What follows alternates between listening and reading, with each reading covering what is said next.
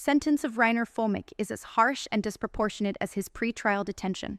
Posted by Djamila Lepere, 3rd May, 2025.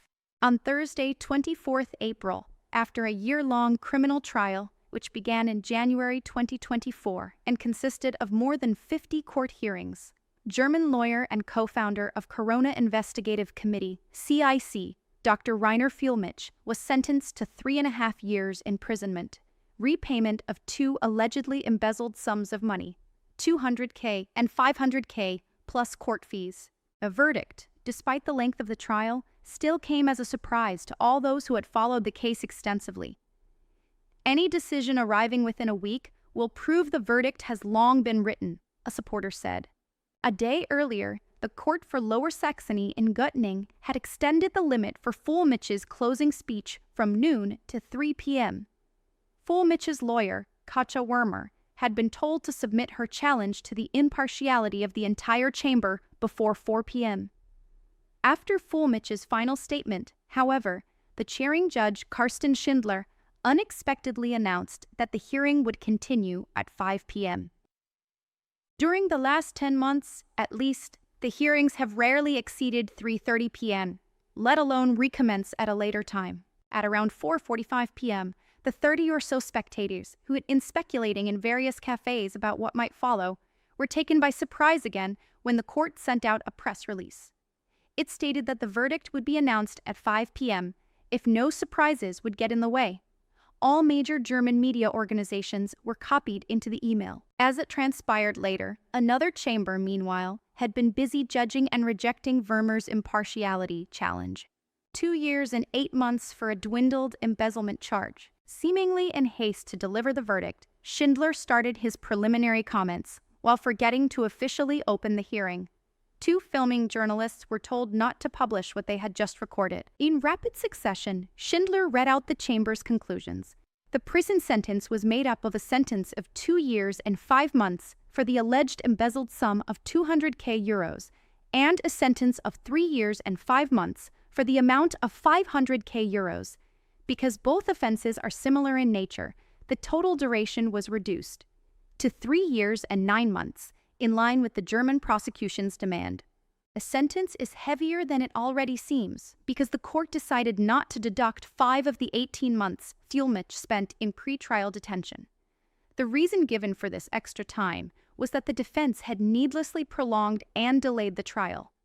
Fuellmich, who has been in custody since the 13th of October 2024, will therefore have to serve 2 years and 8 months, instead of 2 years and 3 months. 6 months of isolation not taken into account. Court did not seem to consider the fact that if Fuellmich indeed deliberately protracted the case, he has mainly disadvantaged himself by extending the time spent in custody, while he was still hopeful of an acquittal. What is more, the conditions on remand are much stricter than those for serving a sentence after conviction. Neither did the 5 judges take into account the 6 months Fuellmich spent in isolation, his hands and feet being chained and cuffed, while accompanied by heavily armed guards during transport. Isolation in Germany is normally limited to 15 days. Being locked up for 6 months without having contact with fellow prisoners has been qualified as psychological torture by former UN rapporteur Nils Melzer. The court spent few, if any, words on the violation of various procedural steps by the German Public Prosecutor's Office, OM, deportation of Fuellmich by Mexico paid for by the German government, nor on the accused himself being robbed of over 1 million euros by one of the initiators of his prosecution, Marcel Templin. A refusal to allow Fuellmich to say goodbye to his dying mother last year also seems not to have been factored into the sentence. With Fuellmich's time in isolation adding up to 10 times the norm, one could argue that his 6 months in isolation should count for 60. He should, in fact, have been freed on 24th of April and been compensated for the disproportionate and harsh treatment. This being a highly political case, however, Fuellmich walking out free and being able to speak publicly again is precisely what the German government wants to avoid at all costs. Fuellmich awaits a second trial. Meanwhile, a second trial against the German lawyer based on 16 charges is being prepared. Each of these charges consists of a payment of approximately $28,000, including VAT, to Fuellmich's former law firm for CIC-related work, IT and organizational tasks, such as communications with sponsors and guests. These charges were rejected thrice previously by the chief public prosecutor in Göttingen, a public prosecutor in Berlin, and the third time by the current chamber in Göttingen. Prosecutor John appealed the court's dismissal of the 16 charges. Half a year later, when the accusation of embezzlement had all but evaporated, the High Court in Braunschweig decided to allow the charges as grounds for a follow-up trial. The decision, published on 6 November last year, hardly received media attention in the turmoil of Donald Trump winning the U.S. elections. The second trial is said to be allocated to the same chamber of judges as presided the first. The first and now concluded trial was initially given to another chamber, but chambers were switched at the last minute.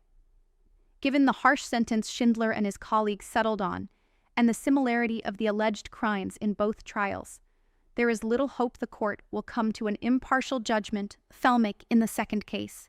Redefining good behavior. In Germany, prisoners who have shown their good behavior usually only serve half their prison sentence. What the authorities will define as good behavior in Fuellmich's case is anyone's guess. For example, Fuellmich was put in isolation for allegedly inciting other prisoners.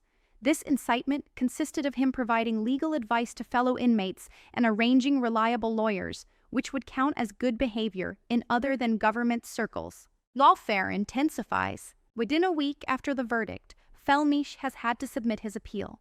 When these proceedings, or the second trial initiated by the German prosecution, will begin is not yet known. Clear is, however, that Fuellmich and his lawyers await an exceptionally intense time in different courts. At the time of writing, the verdict had not yet been published. Schindler is known as a fast-moving judge, but it is assumed that the court will take its time to formulate the verdict in such a way that it will be able to withstand any criticism by the High Court during the appeal proceedings. Left to right, lay Judge Horn, Judge Hook, Chair Judge Schindler, Judge Wedekamp, lay Judge Voss. No smithing of words, however, shielded the chamber from the public gallery's criticism. On April 24th, those who had come to learn about the abuse of justice during this trial stood up and hollered, "Not in my name." A fifth criminal chamber of the regional court in Göttingen, sensing there was no point in shouting order, quickly disappeared into the room behind the court, their black robes flowing. What remained of justice was Reiner Fuellmich, handcuffed, shaken, but beaming and visibly buoyed by the audience's protest. Western rule of law could not have been more painfully, aptly portrayed.